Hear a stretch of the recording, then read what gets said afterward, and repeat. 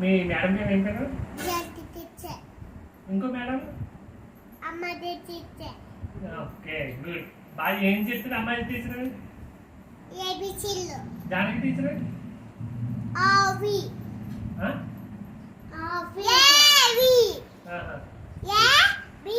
AB చెప్తుందా? Okay. అక్క teacher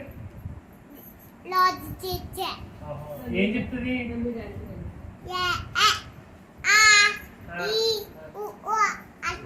అది చెప్తారా?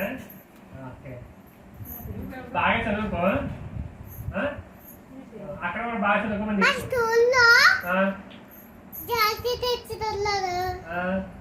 అమ్మ టీచర్ అన్నారు.